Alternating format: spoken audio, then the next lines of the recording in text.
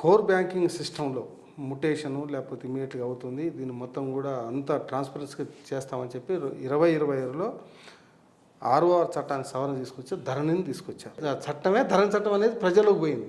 అది ROR amendment act కావచ్చు, కానీ ఆ చట్టం రైతులకు మేలు చేయడం లేదు, అన్ని రైతుని కోట్ల పాలు చేసిందని చెప్పి ఈ ప్రభుత్వ అధినేతలు అడిగారు. దాన్ని బంగాళాఖాతంలో వేస్తున్నారు. ఆ దిశగా అడుగులు నడుస్తూ ఉన్నాయి అనుకున్నాం.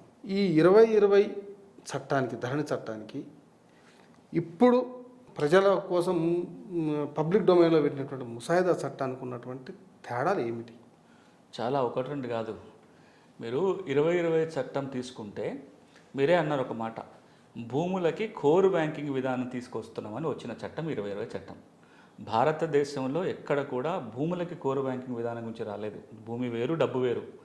కోర్ బ్యాంకింగ్ విధానం అంటే ఏంటి? నాకున్న ₹1,00,000 తీసుకెళ్ళి బ్యాంకులో దాచుకుంటా, అకౌంట్ ఓపెన్ చేసి ఒక బ్యాంకులో దాచుకుంటా. బ్యాంక్ అయినా నాకు ఒక పాస్బుక్ ఇస్తాడు, కావాలంటే ఒక చెక్ బుక్ ఇస్తాడు, ఓ ఏటీఎం కార్డు ఇస్తాడు, కావాలి నెట్ బ్యాంకింగ్ ఇమ్మంటే నెట్ బ్యాంకింగ్ ఇస్తాడు. ఇవన్నీ తెచ్చుకున్న తర్వాత నా అకౌంట్లో ఉన్న ₹1,00,000 నేను కావాలంటే ఏటీఎం ద్వారా విత్డ్రా చేసుకుంటా, నెట్ బ్యాంకింగ్ ద్వారా మీకు ట్రాన్స్ఫర్ చేయొచ్చు, లేదా ఫోన్పేనో ఇంకో ద్వారా మీకు పంపించవచ్చు. నా అకౌంట్లోకి వెళ్ళి పంపగానే ఇక్కడ డిడక్ట్ అవుతుంటే మీకు యాడ్ అవుతుంటాయి. అంత సులభంగా. నేను ఇంకా బ్యాంకు మెట్లు కూడా ఎక్కాల్సిన నాకు తెలిసి నేను నా బ్యాంక్ అకౌంట్ ఓపెన్ చేసి 20 ఏళ్ళ పైన అవుతుంది అనుకుంటా ఎస్బీఐలో. ఇప్పటికీ నేను బ్యాంకుకి పోలేదు.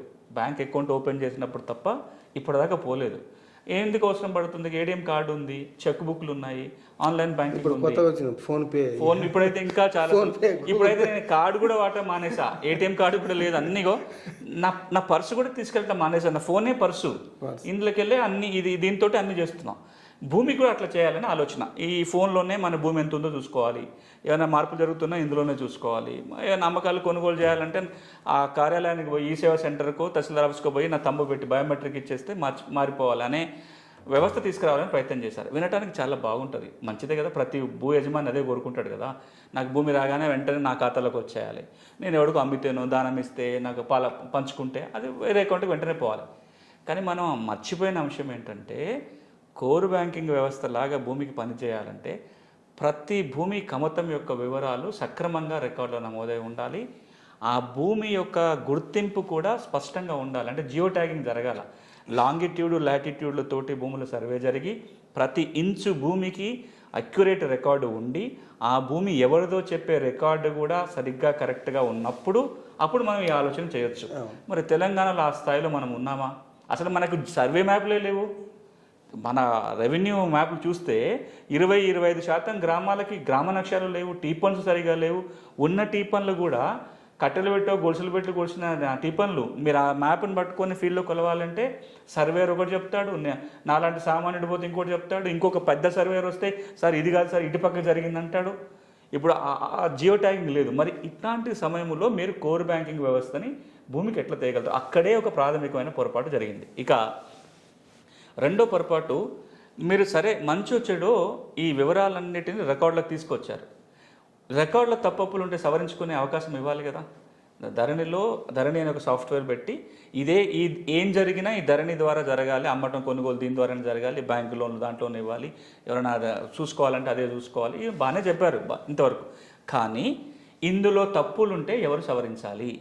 ఏదైతే ధరణి వెబ్సైట్ తీసుకొస్తూ 2020లో ఆర్ఓఆర్ చట్టం వచ్చిందో, ఈ చట్ట ప్రకారము ధరణిలో ఏ మార్పులు చేసే అధికారము ఏ అధికారికి ఇవ్వబడలేదు. కోర్టుకు పోవాల్సిందే. కోటిరెడ్డి పేరు ఇంకొక పేరు స్పెల్లింగ్ తప్పుపడినా మీరు రెవెన్యూలో కరెక్షన్ చేయడం లేదు. స్కిల్ కోర్టు నా సునీల్ బదే అనిల్ అని పడింది. ఎవరు లేరు అట్లాంటి పేరుతోటి. అక్కడ నేను కోర్టుపై ఆర్డర్ తెచ్చుకోవాలి.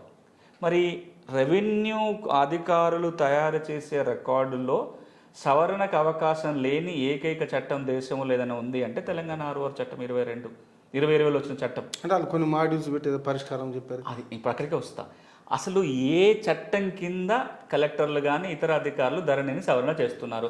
అదే ప్రశ్న గౌరవ హైకోర్టు ముందు ఉంది. ఎవరో కాదు, ఇప్పుడు కేబినెట్ మంత్రిగా ఉన్న దామోదర రాజనరసింహ గారు ఆయన అధికారం రాకముందే ఒక ధరణి మీద ప్రజా ప్రయోజనాల వాద్యం హైకోర్టులో దాఖలు చేశారు. వారు లేవనెత్తిన ప్రధాన అభ్యంతరం ఏంటంటే, ఏ చట్ట ప్రకారం జిల్లా కలెక్టర్లు ధరణిలో సవరణ చేస్తున్నారు? గ్రీవెన్స్ రిడ్రెసల్ మెకానిజం లేని ఏకైక ఆర్ఓఆర్ చట్టం ఇది ఉంది కాబట్టి ఇది ఇల్లీగల్, హక్కుల భంగం కలుగుతుంది, ఈ చట్టాన్ని రద్దు చేయండి అని ప్రజా ప్రయోజనాల వ్యాజ్యం వేశారు. దాని మీద గవర్నమెంట్ కౌంటర్ వేసింది. దురదృష్టం అది ఇంకా హియరింగ్కి రాలేదు. అప్పటికే ప్రభుత్వం మారిపోయింది. ఇప్పుడు ధరనే మారిపోయే టైం వచ్చినా కానీ ఇంకా అది అది హియరింగ్ రాలేదు. ఇవి రెండు, ఇది ఒక ప్రధాన లోపం. అంటే అడ్జుడికేషన్ మెకానిజం లేకపోవడం రెండో లోపం. ఇక మూడోది, మనం ప్రతిసారి మాట్లాడుకున్నది, ఈ చట్టం రాకముందు ధరణి వస్తున్న సందర్భంగా 9 లక్షల మంది చిన్న సన్నకారు రైతులు మేము సాదా బైనామాల ద్వారా భూములు కొనుక్కున్నాము, మాకు పట్టాలు చేయండి అని ప్రభుత్వం గడువు ఇస్తే దరఖాస్తు పెట్టుకున్నారు. దురదృష్టము చట్టంలో నిబంధన లేకుండానే దరఖాస్తులు తీసుకున్నారు. గౌరవ హైకోర్టు ఏం చెప్పిందంటే, అరే చట్టంలో సాదా బైనామా క్రమబద్ధీకరణ నిబంధన లేకుండా ఏ రూల్ ప్రకారం మీరు తీసుకున్నారంటే ప్రభుత్వం సమాధానం చెప్పలేదు. దాని మీద హైకోర్టు స్టే విధించింది. మరి అది ఆ 9 లక్షల దరఖాస్తులకు మోక్షం కలగాలంటే చట్టం మారాలి. అదేవిధంగా పార్ట్ బిలో 18 లక్షల ఎకరాలు చేరిందంటే ధరణికి ఎక్కని భూములు కూడా ఉన్నాయి. ఎక్కించాలి అంటే ఎక్కడ గ్రీవెన్స్ రిడ్రెసల్ మెకానిజం, ఇట్లా నేను చెప్పుకుంటూ పోతే ఈ 2020 చట్టంలో చాలా లోపాలు ఉన్నాయి. ధరణి కమిటీ ఆ లోపాలన్నీ గుర్తించి ఈ లోపాలని సవరించకపోతే ధరణి సమస్యలకు పరిష్కారం దొరకదు. ఈ రోజున తెలంగాణ రైతాంగము, తెలంగాణలో భూ యజమానులు ఎదుర్కొంటున్న భూమి సమస్యలు తొలగాలి అంటే ఒకటి ధరణి సాఫ్ట్వేర్ల మార్పులతో పాటుగా పరిపాలనలో మార్పులతో పాటుగా అన్నిటికంటే కీలకం దాని మూలమైన చట్టంలో కూడా మార్పులు తీసుకోవాలని చెప్తే ఆ మేరకే ఒక ముసాయిదా చట్టం తయారైంది. అది ఈ రోజున అసెంబ్లీలో ప్రస్తావనకు వచ్చింది. ఇప్పుడు ప్రజల మధ్య చర్చకు ఉంది. ఒక 20 రోజులు గడిచిన తర్వాత వారి అభిప్రాయాల మేరకు రేపొద్దున మళ్ళీ అసెంబ్లీకి వెళ్ళి చట్టం కాబోతుంది.